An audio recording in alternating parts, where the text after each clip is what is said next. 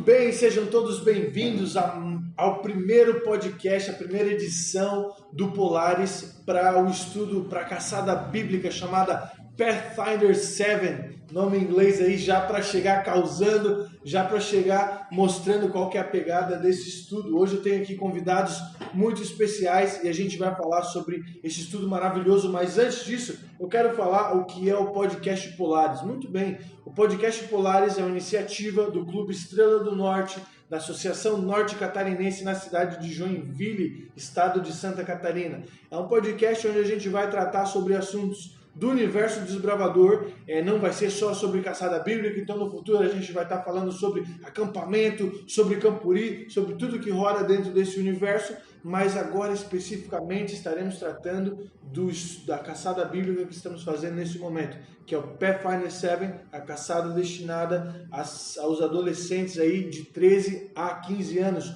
Muito bem, então para começar, o meu nome é Felipe e se eu tivesse uma máquina do tempo, eu voltaria no meu primeiro contato com o Clube de Desbravadores. 2 horas da tarde, o sol pegando na costela até 5 horas, insolação, hospital. Para mim foi um dia maravilhoso que eu gostaria de reviver cada segundo.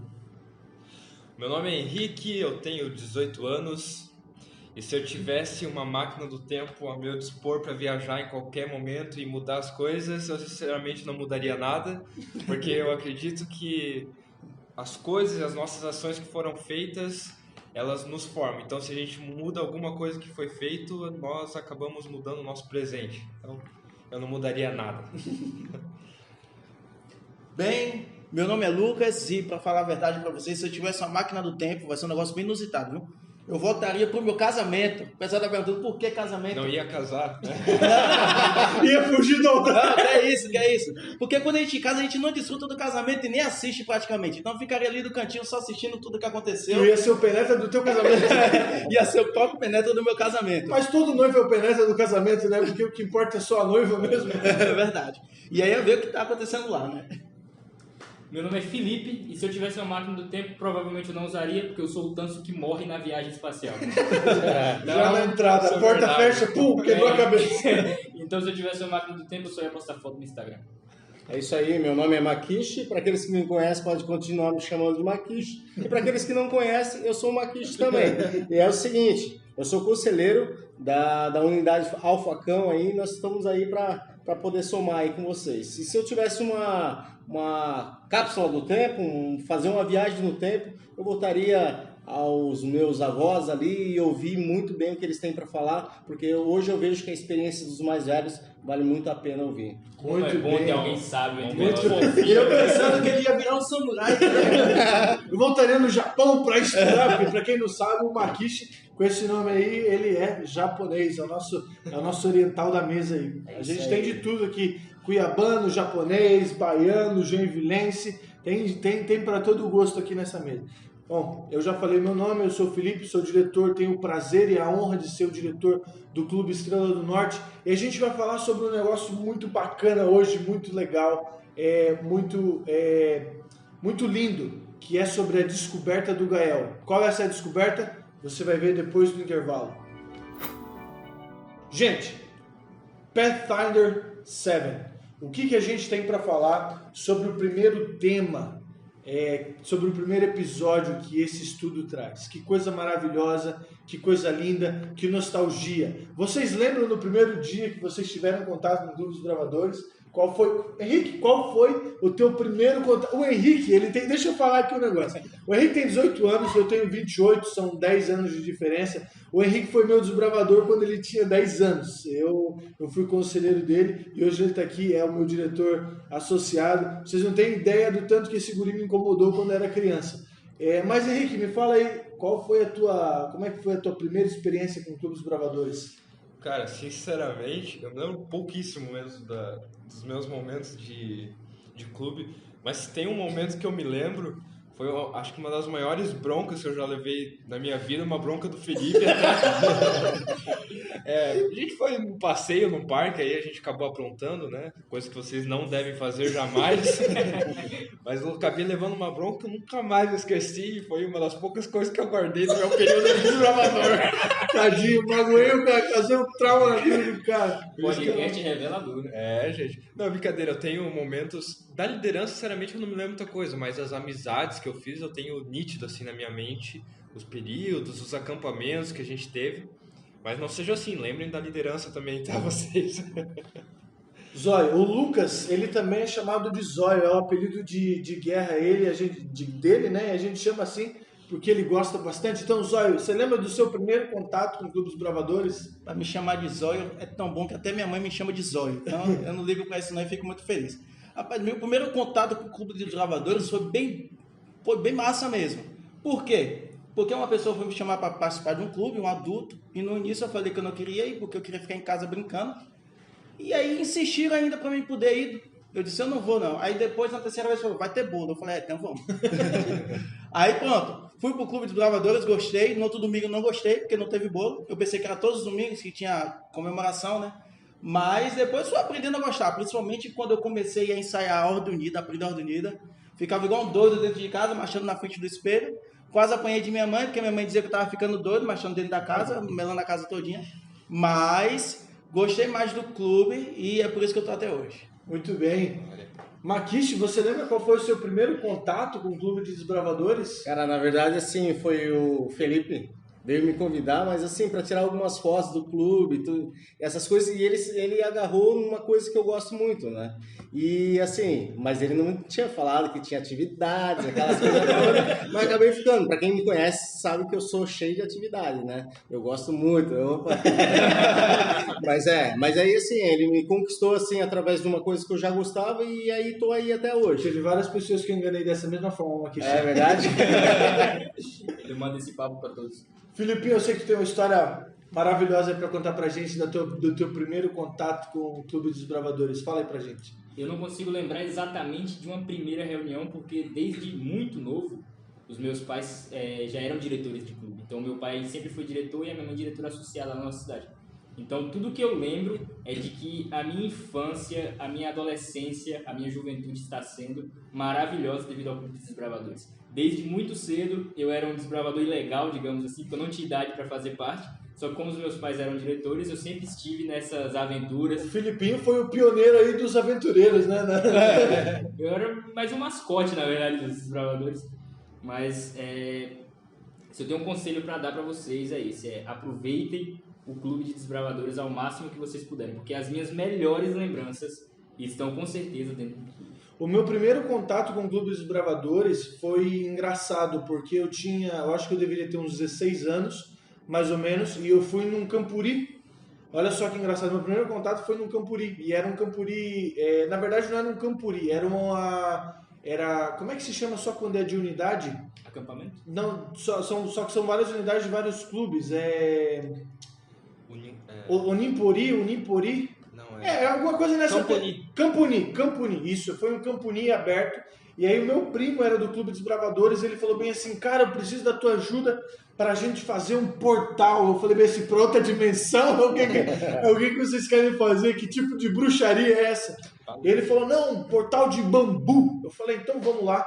E aí, o meu primeiro contato com o clube foi com bambu, nós e amarras. Eu lembro que eu cheguei lá... Não mudou nada. E eu não sabia nada de nós e amarras. E daí eu lembro que um instrutor, com muito amor e carinho, muita paciência, me ensinou a amarra quadrada. Eu nunca me esqueci. Aquele dia foi o dia que eu aprendi a fazer a amarra quadrada. Nunca mais esqueci a amarra quadrada. E faz até hoje. E faço até hoje. É a única amarra que eu sei fazer. É o único nó que eu lembro. Não, brincadeira, mas é verdade. É brincadeira, é mentira, só que mais não é. E foi maravilhoso para mim. Eu vou confessar uma coisa para vocês. Eu não tenho um background, né? Ou seja, um fundo assim, no sentido de Ordem Unida. Eu nunca fiz Ordem Unida, porque eu entrei no clube, eu já era grande, já entrei na liderança para trabalhar. Então, assim, até hoje eu tenho dificuldade de marchar à esquerda, à direita, tanto é que eu não me atrevo nisso. Ali no clube, graças a Deus, a gente tem o Zóio, tem o Felipe, tem Silvia, tem uma galera que manja de de Ordem Unida, então eu não preciso entrar nesse ramo dark, né, escuro do Clube de Desbravadores. Agora, a parte de construção, de nós amarmos, os meninos estão aqui, não vamos deixar mentir, é uma parte que eu gosto bastante e me chamou a atenção.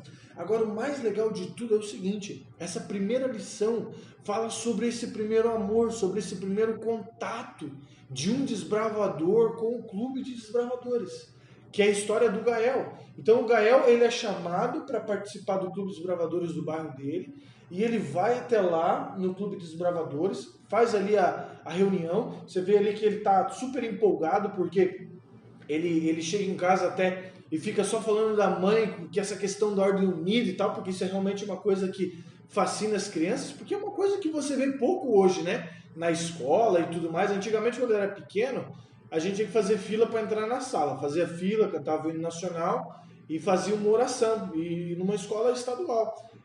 Mas hoje não se vê mais isso, né? Essa questão de formar fila e cantar o hino e tal. Então se perdeu um pouco desse patriotismo, desse nacionalismo, dessas questões nesse sentido. Então acho que quando a criança vem para o clube, ela fica encantada com isso. E o Gael ficou encantado com isso. Agora o mais legal de tudo foi que o Gael conhece quem lá no clube? O Rodrigo. E o Rodrigo, ele é o conselheiro do Gael. E aqui a gente é um ponto interessante, porque assim, as coisas que eu mais gosto do Clube de Desbravadores, na minha mente, sempre tem a ver com momentos relacionados a líderes. Por exemplo, assim, onde você estava com outros líderes, ou que outros líderes falou alguma coisa para você que explodiu a sua mente, assim, no sentido assim, de expandiu, sabe? Enlargueceu a tua visão, assim, você falou, nossa, cara, que coisa legal, que maravilha. Eu nunca vou me esquecer um dia que eu participei de um fogo do conselho, e aí o pastor montou uma fogueira, e daí dessa fogueira tinha uma corda que saía e era amarrado numa árvore, e ele falou bem assim, e Cristo vai vir do céu, e todo mundo vai ver, e tinha um maluco lá em cima dessa árvore, ele acendeu esse balde com fogo, jogou esse balde de fogo por essa corda, esse negócio veio pegando fogo na direção do pastor, bateu na fogueira, voou fogo para todo lado, a fogueira explodiu, pegou fogo, foi uma alegria para todo mundo.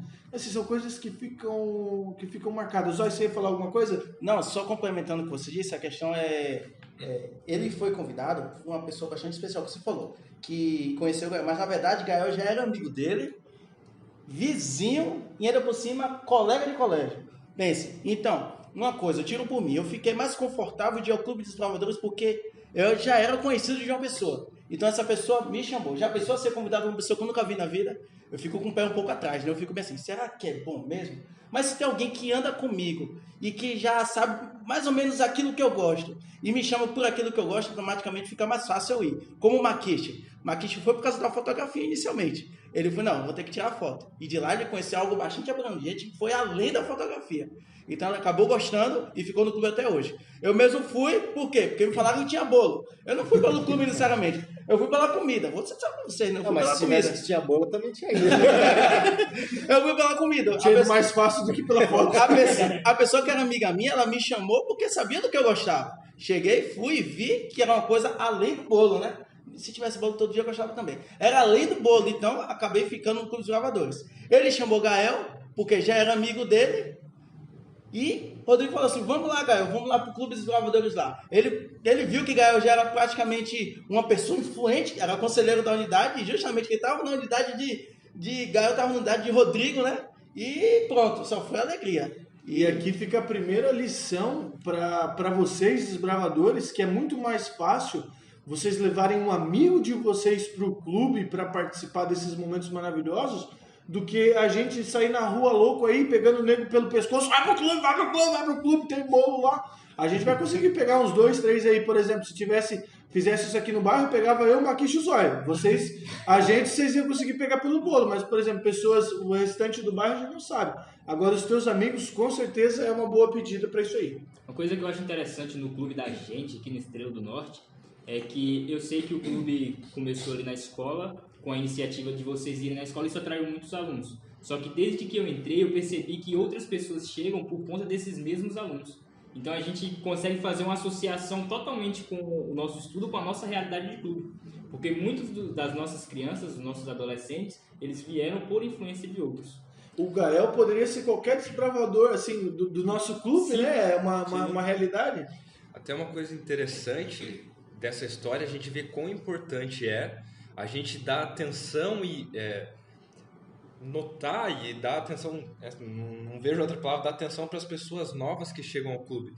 Eu, que já sou desbravador há um tempo, tive a minha infância como desbravador, já tive, por exemplo, caminhadas noturnas em que eu era o único desbravador do nosso clube. E eu muitas vezes me achava até excluído por outros clubes, mesmo sendo desbravador. E às vezes eu fico pensando, outras pessoas, às vezes que nem são desbravadores, chegam nesse meio e acabam, às vezes, sendo excluídas, o pessoal não quer conversar ou entra num bolo de conversa que aquela pessoa não sabe o que é. Então, uma dica essencial é quando chegar uma pessoa nova, vai ver o que ela quer, o que ela gosta de conversar. Porque é essencial, todo mundo gosta de ter amigo, então é essencial você tentar conversar o que ela quer falar, ou coisa assim, que vai trazer essa pessoa mais perto de vocês. Porque não claro, a Bíblia e o relacionamento com Deus tem muita importância, aprender nós e amarras, esportes, atividades radicais, enfim, tem importância. Mas acho que uma das principais ligações que faz as pessoas irem para o clube é essa ligação entre a amizade que o clube tem, esse poder. Isso é muito importante, Henrique, porque tá no clube é a respeito daquilo que eu posso fazer para ser diferença na vida das pessoas do que o que as pessoas podem dar para mim, o que eu posso sugar delas, assim, nesse sentido, para beneficiar eu próprio. Isso a gente vê na história do Gael com o Rodrigo. Qual que é a primeira coisa que o Rodrigo faz em relação ao Gael ali, como o Zóio contextualizou? Eles já se conheciam antes de estar no clube, mas no momento que ele vai para o clube, a amizade deles passa por um passo para frente. E aí, o Rodrigo entrega para o Gael a máquina do tempo. O Rodrigo dá um presente para o Gael que é a máquina do tempo. E qual que é essa máquina do tempo? É a Bíblia. Porque a Bíblia ela fala do passado, a Bíblia ela fala do presente e a Bíblia fala do que também? Do futuro. Do futuro, de coisas que não aconteceram. A Bíblia, eu até me arrepiei aqui, gente, meu Deus do céu. A Bíblia, ela é a máquina do tempo. E o Rodrigo dá a Bíblia dele. Gente, assim, eu não sei, é muito fácil para mim, por exemplo, hoje chegar alguém e eu dar uma Bíblia para uma pessoa. Por exemplo, comprei essa Bíblia aqui, toma para ti. Agora eu dar a minha Bíblia, que de repente minha mãe me deu, ganhei de um tio, que é aquela Bíblia que me acompanha desde pequenininho, cara, isso é uma coisa gigantesca. Tem um apego sentimental muito grande, né? Porque você vê ali na história, o Gael pega a Bíblia, ela está toda marcada. Sim, sim. Então, assim, quantas horas será que o Rodrigo se debruçou sobre aquilo ali e anotou as descobertas que ele fez naquele negócio? E o mais legal é que é o seguinte, ele pega a Bíblia, na capa da Bíblia tem um código. Na capa da Bíblia tem um código. Está escrito lá 2 romano, né? 2 romano, 2 TIM TIM 3 16. 16. Então, assim, para quem nunca pegou uma Bíblia na mão, você olha isso aí, ele realmente parece um código estranho. E aqui a gente vai aproveitar para abrir um parênteses. A gente vai abrir um parênteses dentro da história, que agora é para conversar sobre a máquina do tempo. Então a gente vai dar um pause na história do Rodrigo e do Gael agora. Pum! Pausado. E a gente vai conversar sobre essa máquina do tempo que é a Bíblia. Gente, que projeto fantástico que é a Bíblia de Deus, a palavra divina. O que vocês têm para me dizer? O que mais chama a atenção de vocês em relação à Bíblia? Filipinho, o que mais chama a sua atenção em relação à Bíblia? O ponto, para mim, que faz toda a diferença é justamente o que você falou primeiro. Que a Bíblia, ela fala muito sobre o passado, ela nos ensina sobre o passado, ela fala sobre o que a gente está vivendo agora e ela fala sobre o que a gente vai viver. E ela não está fazendo isso só comigo, ela fez isso comigo, fez isso com meu pai, fez isso com o meu avô, fez isso com as primeiras gerações da nossa família. Então eu acho isso fantástico, a maneira como a Bíblia é sempre atual. Isso eu acho a cereja do bolo. Vamos começar do começo. O que significa a palavra Bíblia? E essa pausa foi para você que está aí responder. Se você não respondeu, o Henrique vai falar para você agora. A palavra Bíblia, ela vem não me lembro se é hebraico, grego, enfim, da palavra biblos, que representa um conjunto de livro. Então até é redundante quando a gente fala o livro da Bíblia, porque a gente está falando o livro dos livros, né? Tipo, então, Bíblia já é livros de uma forma geral. E aí tu tocou num ponto importante, porque, poxa, como assim a Bíblia é um livro de livros? A Bíblia não é uma coisa só? Ou a Bíblia são vários livros? Como é que a gente pode entender isso aí, Zóio? Como é que você entende essa questão de ter vários livros dentro de um livro? Bem, a gente entende como se fosse uma grande história com várias histórias dentro, né? E todas as histórias se completam. Então, para mim, o livro é isso. É uma história em geral, porque tem um início e tem um fim, na verdade. E no decorrer dessa grande história, tem várias histórias, vários contextos, vários personagens que nos aprofundam mais ainda a começar a ler e a ter o gosto de terminar.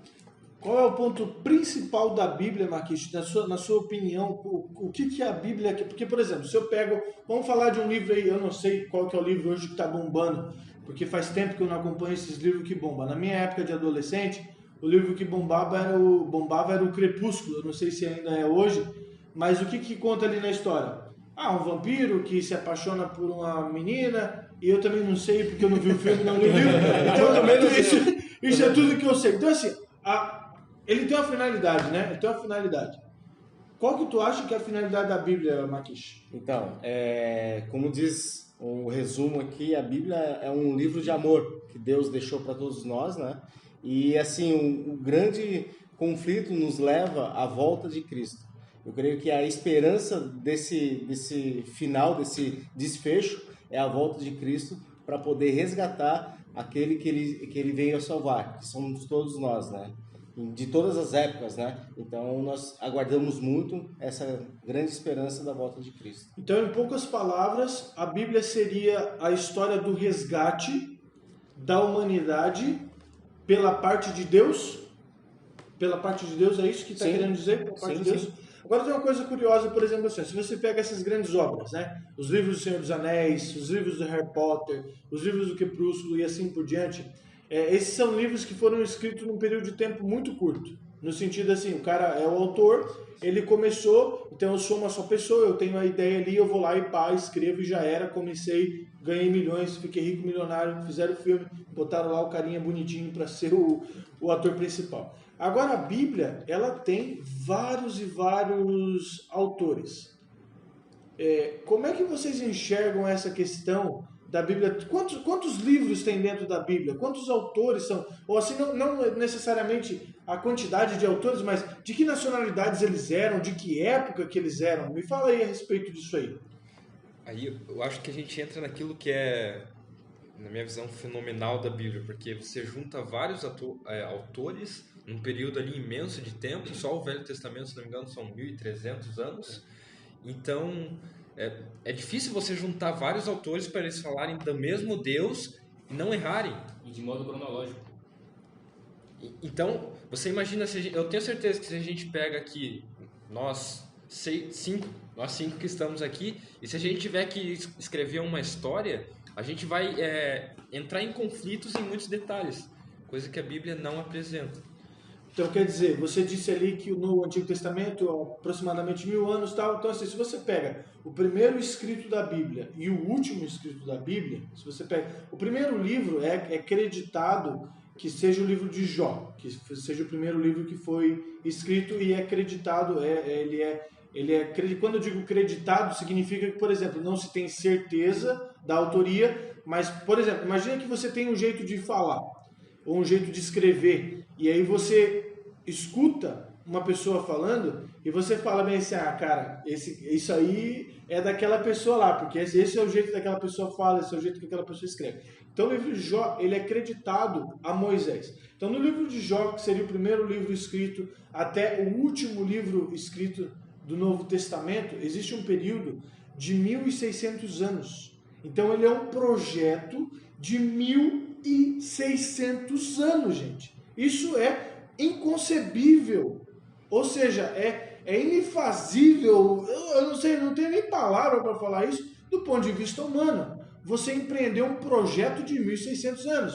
Nego não quer botar dinheiro na poupança porque não quer esperar um ano o dinheiro lá render. Tu imagina tu chegar para alguém e falar bem assim, já vou fazer um projeto aqui que vai durar 1.600 anos. Acabou, ninguém, então, tô fora. Já ia dar errado aí. Agora, qual que é o segredo para que isso desse certo? Ou seja, 1.600 anos, 40 autores diferentes. Qual que é o segredo para que isso desse certo? A gente está falando de vários autores, mas para que isso desse certo, ele teria que ter um autor, de forma geral, em comum, né? Porque se eles fossem escrever sobre um tema que não tivesse uma direção, isso ia dar errado. Então ele tinha que ter um autor, quando eu falo esse autor, Deus, que coordenasse e fizesse que isso tudo desse certo, porque na visão humana isso seria impossível. Ninguém ia ser coragem, eu vou criar uma história aqui sobre uma pessoa, só que daí eu vou morrer e essa história vai acabar. E não foi isso que aconteceu com a Bíblia. Logo que um morria, o outro continuava e ia tendo experiências e ia vendo que era sobre o mesmo Deus que eles estavam falando. É porque geralmente a gente usa a palavra autor para falar de quem escreveu, mas para entender a Bíblia, a gente tem que entender sobre o Criador. Porque os autores, eles são como a gente, eles também tiveram a data que eles nasceram e a data que eles morreram. Só que nesses 1.600 anos de período, quem estava inspirando essas pessoas para escrever foi o mesmo Deus. Então, quando a gente pensa num projeto de 1.600 anos, a gente tem que lembrar que o engenheiro é o mesmo, digamos assim. E até, então, eu estava pensando aqui na minha cabeça e gerando uma pergunta, né? Então, por que o próprio Deus, ele não mesmo escreveu a Bíblia da maneira que ele queria? Ele escolheu os seres humanos para escrever sobre ele. Isso é muito legal, Henrique, porque Deus, o propósito de Deus nunca foi impor a vontade dele no ser humano a ferro e fogo. Fazer uma biografia. Ele sempre, desde o começo, assim, por exemplo, a gente vai ver ao longo dessa história Gael viajando pela história da humanidade, através da máquina do tempo que é a Bíblia, né? E você vai ver ali, desde o começo, Deus deu para o homem a capacidade dele escolher entre o certo e o errado. Porque não existe amor verdadeiro sem o livre-arbítrio. Essa palavra bonita, né? Arbítrio. O que significa isso? Nada mais é do que o seu direito, a sua liberdade de escolher fazer aquilo que você quiser fazer. Então Deus não esconde na Bíblia os erros dos homens. Tanto é que, por exemplo, você tem ali grandes homens, Davi, Abraão, que fizeram coisas erradas e isso está na Bíblia. Quer dizer, está na Bíblia, então, se eu fizer errado, eu tenho justificativa para fazer errado. Por exemplo, a gente vai ver sobre Davi, que Davi foi um cara que é chamado de amigo de Deus, ele fez muita coisa certa, mas ele fez uma coisa erradíssima e sofreu as consequências. Ele foi talarico, né? Ele pegou a mulher dos melhores amigos dele e ainda matou o cara. Ele não matou o cara diretamente, mas ele mandou o cara para morrer. Então, assim, é uma ação desprezível. Só que não existe pecado que não seja passível de perdão desde que você reconheça humildemente que você errou. E Davi, ele reconhece o erro dele e ele volta atrás. É sobre isso que a Bíblia fala. Então, respondendo a tua pergunta, Deus ele não escreveu ele próprio, quer dizer, tem uma parte da Bíblia que Deus escreve com o próprio dedo dele. Que parte é essa? Os 10 mandamentos. Os 10 mandamentos. Eu sabia que os 10 mandamentos é escrito pelo dedo de Deus. Ele escreveu os 10 mandamentos. O restante, ele permitiu que as pessoas pudessem colocar, não no sentido do ponto de vista delas no que eu acho, mas a forma como elas enxergaram aquela situação e até dentro do contexto social e financeiro que ela vivia. Tem um texto que eu quero ler para vocês. É por isso que entra num ponto bem importante, desculpe te cortar. Não, pode falar, Zóio. Um ponto bem importante que Deus, ele não fez com que nenhum escritor da Bíblia fizesse por obrigação, ou simplesmente por pressão, mas sim por inspiração. O que é que acontece? A partir do momento que ele teve a inspiração, ele aumentou a amplitude de imaginação dele e o leque dele. Aí ele foi inspirado para poder escrever. Já pensou se Deus falasse bem assim, escreva desse jeito que eu estou te falando? Certo, ele escreveria. Mas Deus passaria por quê? Por um Deus tirano. Eu quero que seja assim e só vai ser assim. Não, Deus abriu a mente do ser humano para ele poder escrever e ele passar aquilo que Deus queria. Mas como? Na visão de um ser humano aqui na Terra. Ele estava falando do céu, inspirando pelo Espírito Santo, ele estava vendo tudo o que estava acontecendo ali e estava escrevendo. Isso que foi inspirado por Deus. Esse texto fecha certinho com um texto que tem na Bíblia, no livro de 2 Pedro, né? No capítulo 1, no versículo 21, que diz assim: porquanto jamais a profecia, ou seja, profecia a gente pode falar profecia, pode falar palavra de Deus, né? A Bíblia teve origem na vontade humana, mas homens santos falaram da parte de Deus orientado pelo Espírito Santo. Então a gente fecha essa parte com chave de quê? Daquilo que vocês estavam falando. Então é 1.600 anos de projeto, mas o engenheiro, o autor, o criador disso tudo é um só, que é o Espírito Santo mostrando aquilo que o Makishi falou, o plano que ele tem para resgatar a humanidade. O que é que acontece? O Gael, ele recebeu um código, como a gente falou no começo, né? Curioso como ele é, que eu também sou curioso, o que ele foi? Começou a pesquisar sobre esse código que seria. Então, ele descobriu que esse código seria uma passagem bíblica, que era 2 Timóteo 3,16, que diz o seguinte: toda a escritura é inspirada por Deus e é útil para o ensino, para a repreensão, para a correção, para a educação na justiça, a fim de que o homem de Deus seja perfeito e perfeitamente habilitado para toda a boa obra. Complementem tudo aquilo aqui, tudo isso que a gente acabou de falar agora. Traduz isso aí, Zóio, num linguajar assim popular, num linguajar assim mais, que nem ele falou, que parece que é o avô, que é o bisavô dele falando. O que seria isso em uma palavra mais usual hoje, assim, no sentido mais coloquial? Meu irmão, a Bíblia serve para tudo. É isso aí.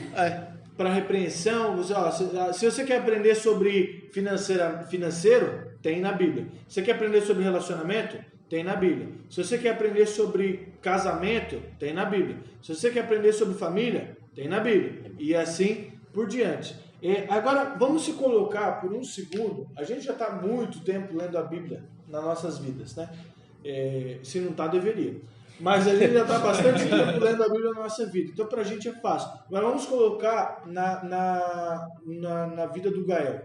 Eu nunca peguei uma Bíblia na minha mão. O que vocês têm para dar de conselho para mim? Por exemplo, assim, como é que eu me acho na Bíblia? Porque vocês falaram que são vários livros, né? Cada livro tem uma capa, cada livro tem um... Como é que eu faço para achar? Então, se você nunca abriu uma Bíblia, primeiro você vai perceber que realmente ela é dividida em várias partes e cada parte é dividida em mais partes ainda. Quais são as duas principais divisões da Bíblia, Felipe? A principal divisão que a gente tem na Bíblia é o Antigo Testamento e o Novo Testamento. Resumido, bem resumidinho, o Antigo Testamento ele fala sobre Jesus, mas antes de Jesus vir. E o Novo Testamento ele conta a história da época de Jesus. Agora, por que é importante saber de Jesus? Por quê? Por que o Antigo Testamento, quem que é esse Jesus que o Antigo Testamento é a respeito da vida dele e o Novo Testamento é a respeito do momento que ele nasceu e falando de quando que ele vai voltar?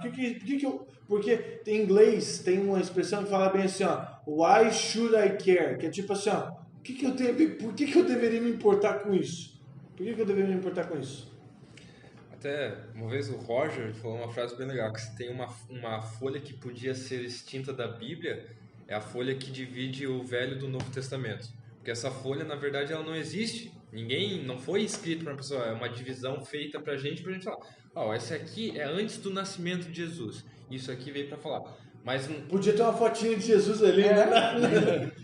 Então, um não anula o outro e uma coisa não complementa, né? É como eu estava falando de organização, porque já pensou se quando a gente tivesse um culto, eu falasse, abre na página 805 a 40ª linha. Ia ser muito complicado. Todas as Bíblias teriam que ser a mesma encadenação, no mesmo lugar, porque, por exemplo, se o tamanho da letra difere, já muda a página, já muda tudo, né? Até porque a Bíblia original ela também não tem capítulo, ela não tem aquele subtítulo, ela Isso foi feito justamente para facilitar a nossa vida. Então, sou meio confuso, porque a primeira vez que você pega naquilo, aquilo não faz o menor sentido para você, porque são vários números, vários nomes esquisitíssimos. Primeira vez que eu vi lá o livro de Tessalonicenses, falei, mas o que é Tessalonicenses? Então, são coisas que aparentemente são complicadas, mas tem um amigo meu que dizia para mim que nada é complicado, tudo é novo. Então, a partir do momento que a gente começa a se familiarizar com esses nomes, com esses códigos, isso começa a fazer um sentido absurdo pra gente e serve pra gente estar aqui trocando essa ideia, tá um compartilhando com o outro, por isso que a Bíblia ela é dividida assim. Então vamos lá, primeira divisão, Antigo Testamento, Novo Testamento. Daí vocês me disseram que cada um dos testamentos são divididos em livros menores, né? Então é a subdivisão da subdivisão. E daí que esses livros menores são divididos em capítulos. Exatamente. E depois esses capítulos divididos em versículos. O capítulo seria aquele número grande que tem nas páginas, né? Então assim, Exatamente. o número grandão é o capítulo e o número pequenininho que tem ao longo do texto seria o versículo, é isso? Exatamente. Perfeito. Então deixa eu só perguntar uma coisa aqui. Se eu pego um livro de história normal, um romance, né? Eu tenho lá uma sequência cronológica. Os livros da Bíblia estão em ordem cronológica, um depois do outro, certinho, em ordem cronológica? Ou existem categorias diferentes de livro? Como é que é essa história? Como é que é isso aí? Como é que vocês visualizam isso aí? Essa, na verdade, era uma das minhas grandes dúvidas e uma das coisas que eu mais me bati até entender como é que funciona, né? Porque a gente é acostumado no sistema humano a mexer com o sistema cronológico. Porque tudo na nossa vida, ela nasce, cresce e depois morre. Ela tem uma sequência, introdução, desenvolvimento e conclusão. Os TCCs são assim, trabalho de escola são assim, capa e tudo, né? Do começo ao fim. Então a gente lê algo e quer que a Bíblia seja nesse sistema. Mas na verdade a gente já comentou aqui que a Bíblia é um livro arqueológico, é um livro de muito tempo, de mais de mil anos. Então complica deixar a Bíblia em ordem cronológica, até por parte dos historiadores, aqueles que estudam a fundo mesmo, é difícil. Então a Bíblia, na verdade, ela é subdividida em grupos. Aí nós temos os grupos dos livros históricos, que contam a história do povo de Israel, os livros, as cartas dos evangelhos, tem os livros proféticos, Os poemas, né, de poéticos, né?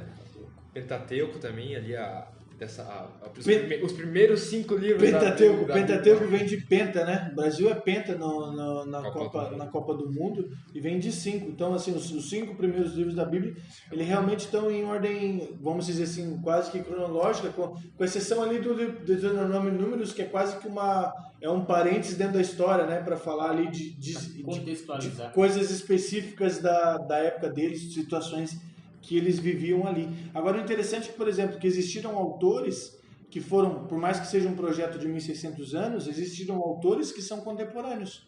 Então, tu pega, por exemplo, profetas, como é o caso de Daniel e Jeremias, se eu não me engano, que viveram quase que juntos, né? Então, assim, você vê eles falando de situações que os dois viveram.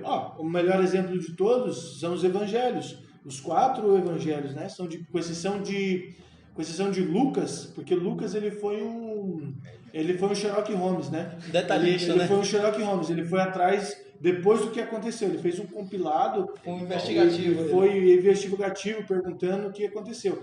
Mas com exceção de Lucas, os outros 3 ficaram do lado de Jesus, né? Então cada um contou o seu ponto de vista, aquilo que viu, aquilo que achou interessante de ser colocado. Então, só para encerrar, para ver se eu entendi, porque eu me coloquei na situação do Gael. Então, eu estou chegando aqui, estou pegando uma máquina do tempo, que na verdade é um livro.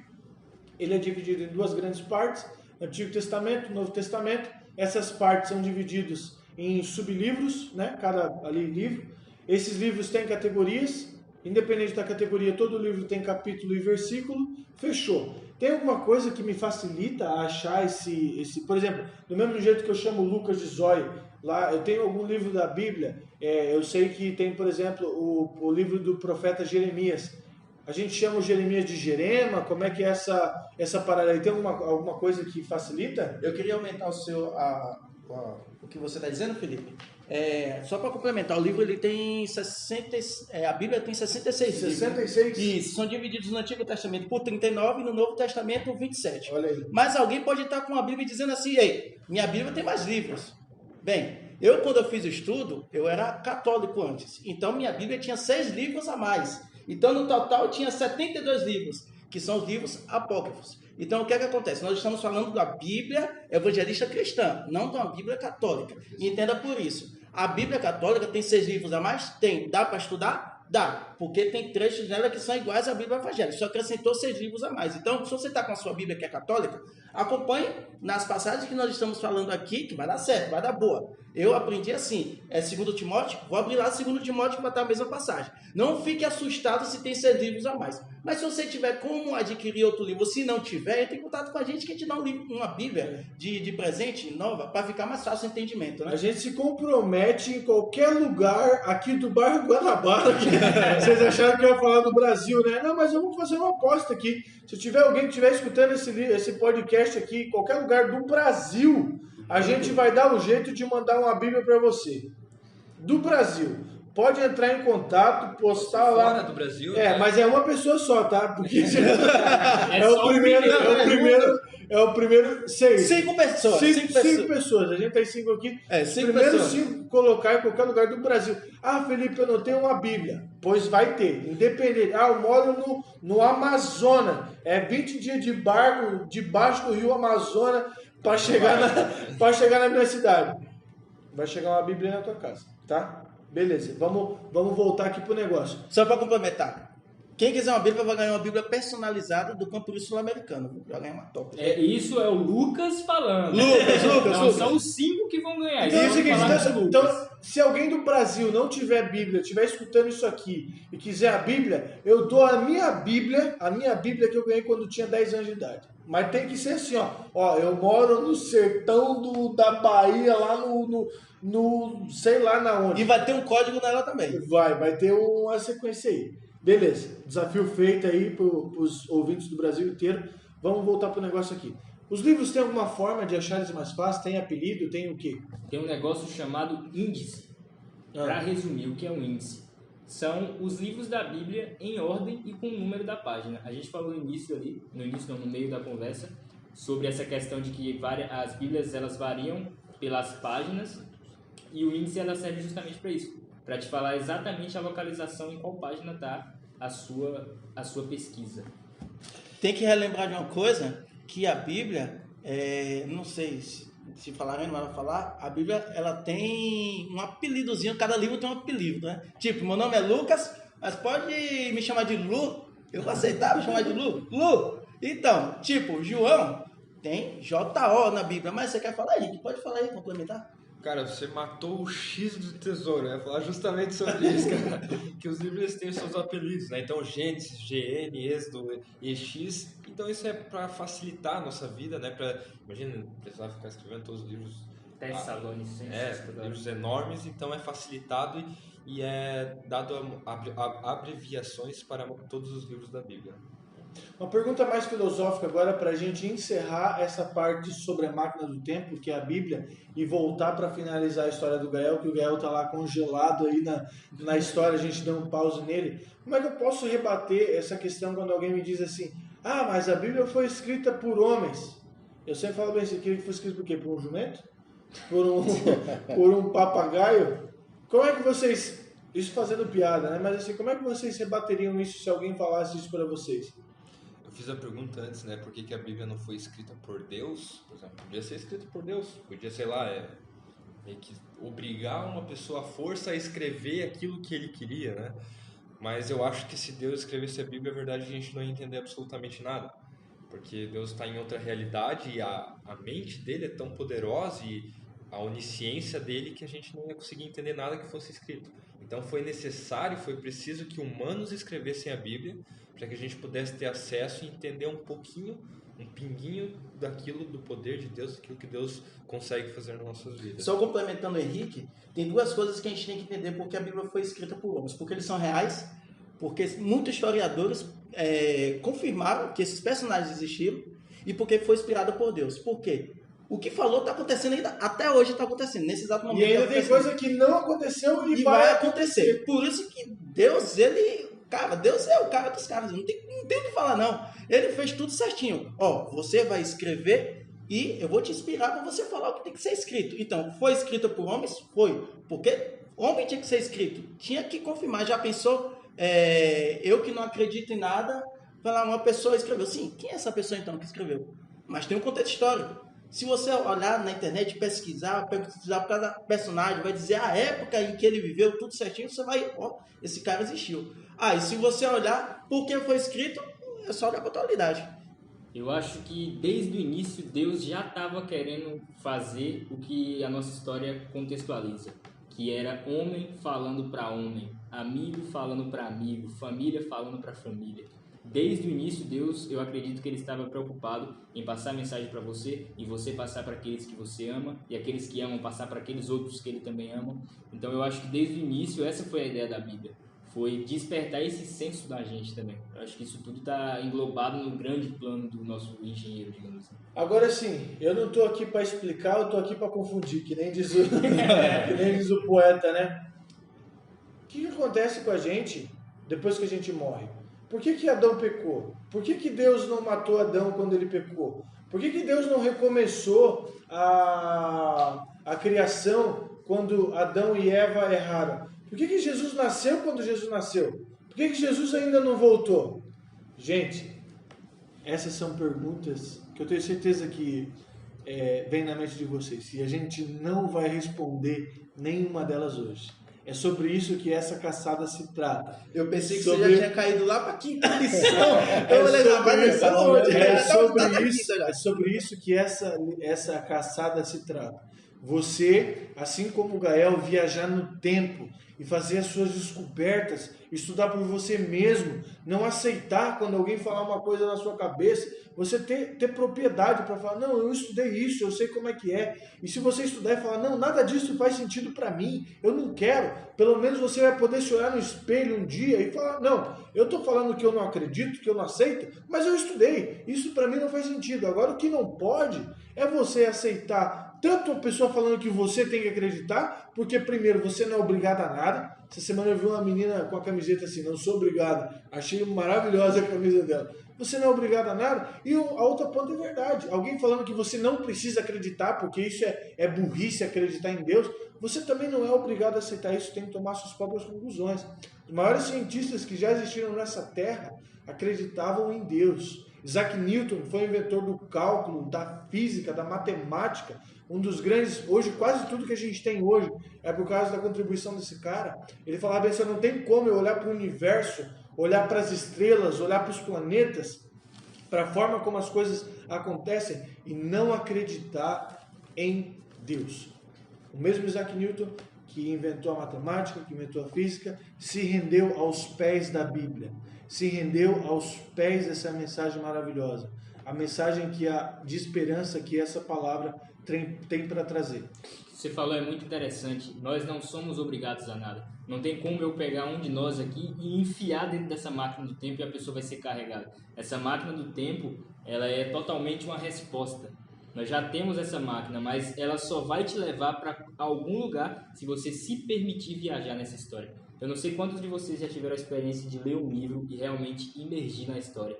Isso é fantástico. E mais fantástico ainda é fazer isso na Bíblia, porque são histórias que a gente sabe que aconteceu e são histórias que a gente sabe que vão acontecer. E assim, então, pode falar. Desculpa ali, Felipe, complementando o que o Felipe disse ali, né, também tem um cientista, Albert Einstein, né, que falava que a loucura do homem é continuar fazendo as mesmas coisas e esperando resultados diferentes. Então aqui nós temos a grande oportunidade nas mãos de vocês para que possam estudar, ter esse conhecimento que é uma riqueza. E outra, para você estudar a Bíblia não é um livro comum como você vê em qualquer livro que você lê por aí. Não, ali você deve pedir a inspiração do Espírito Santo, que é o mesmo Espírito Santo que inspirou os profetas na época, né? Aí você vai ter resultado também no teu conhecimento. Tu tocou no ponto que eu ia fechar aqui agora, Maquiche, como Deus trabalha, como o Espírito Santo trabalha. O Espírito Santo ajudou a Bíblia a ser escrita em 1600 anos à parte e ajuda cada um de nós aqui. A gente tem mentes diferentes, criações diferentes, mas você vê que o assunto está fluindo, a gente está conversando sobre a mesma coisa e as coisas estão se complementando.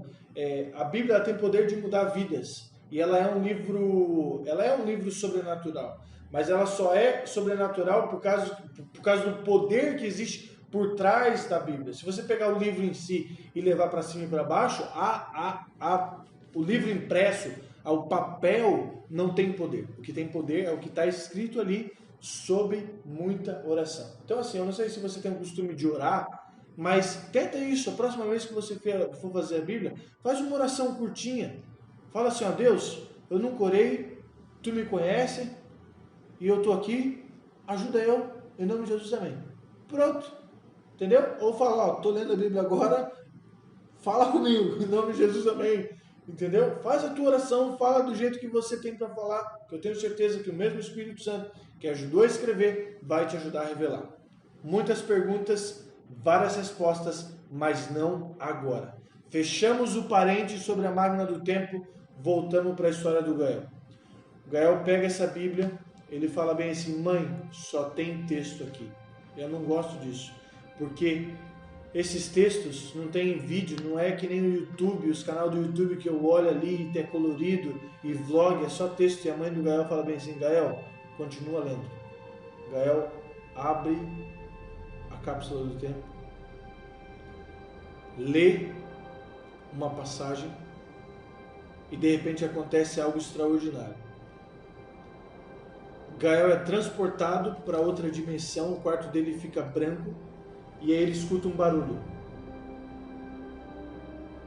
E de repente Gael se acha no meio do nada, só escutando a sua respiração e os seus batimentos cardíacos.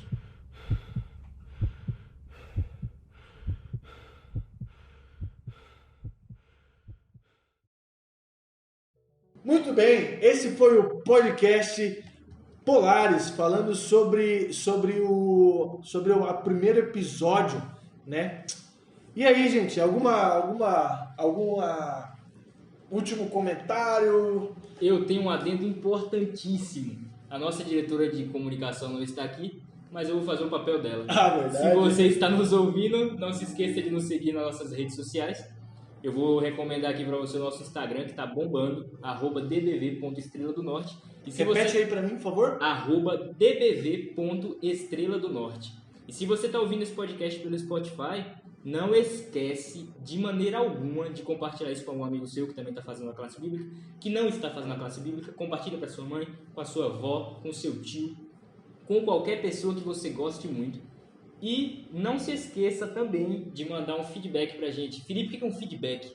Feedback significa mais ou menos assim. Sabe quando você come um bolo e daí a pessoa pergunta, como é que tá esse bolo? Aí você fala, tá uma delícia? Esse é o feedback. É você falar aquilo que você achou, o que você não gostou, o que poderia ser melhor. Já que a gente falou em código, vai lá no nosso Instagram e fala como é que foi esse bolo aqui hoje.